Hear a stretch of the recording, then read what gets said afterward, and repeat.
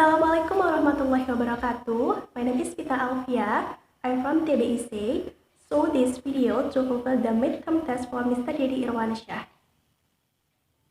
Well, di sini saya akan menjelaskan tentang definition Bloom's taxonomy and bagaimana sih penggunaan Bloom taxonomy itu sendiri. Untuk yang pertama yaitu definition Bloom taxonomy. Taxonomy in Greek or in bahasa Yunani itu berasal dari dua kata. For the first word is tasein yang berarti mengklasifikasi, and then nomos yang berarti aturan. Jadi taksonomi itu adalah hierarki aturan atau hierarki struktur atas dasar prinsip dan juga aturan. Jadi taksonomi itu dia punya prinsip dan juga punya aturan. So, we can describe and classify observable knowledge, skill, attitudes, behaviors, and abilities. Ya, kemudian pada tahun 1956 itu berhasil mengenalkan kerangka konsep kemampuan berpikir yang disebut dengan Bloom's taxonomy. Jadi Bloom's taxonomy itu adalah struktur hierarki untuk mengklasifikasi skills dari yang terendah atau dari yang sederhana ke yang lebih tinggi atau yang lebih kompleks.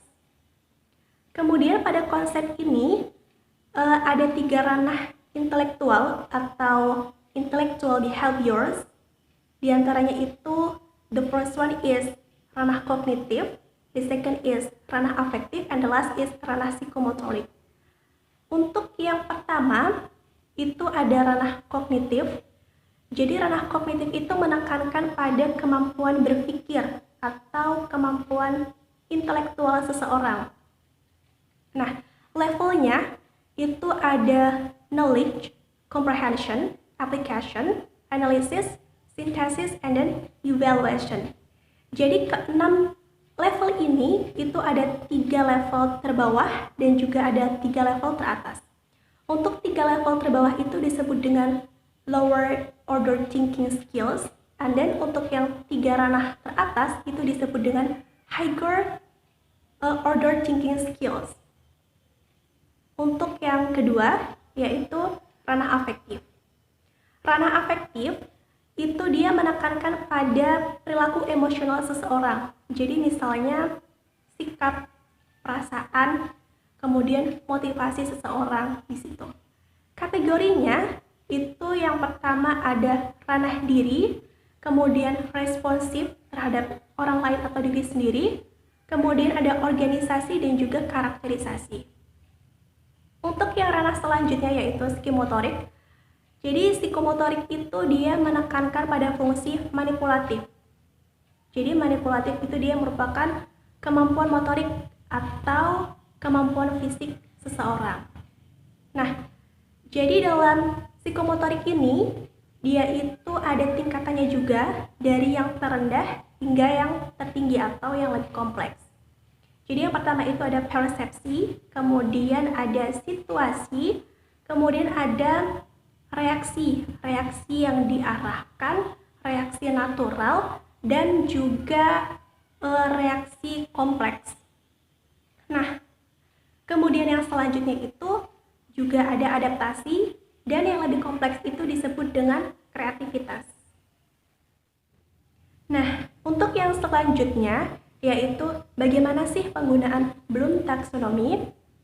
Jadi dalam Bloom taxonomy revisi ini itu ada beberapa pemilihan kata kerja kunci yang perlu diperhatikan dan sangat penting.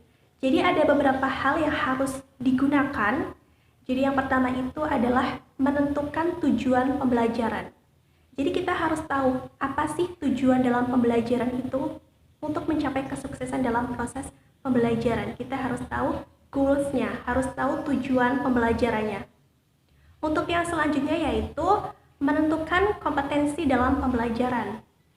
Untuk yang ketiga yaitu menentukan ranah kompetensi dalam proses pembelajaran. Jadi ketiga ranah kompetensi yang sudah saya sebutkan sebelumnya itu juga perlu digunakan, dipertimbangkan, dan itu penting. Dan yang terakhir, yang paling penting itu adalah kita harus memilih kata kerja kunci yang sesuai dengan materi yang akan kita gunakan nantinya. Jadi seperti itu.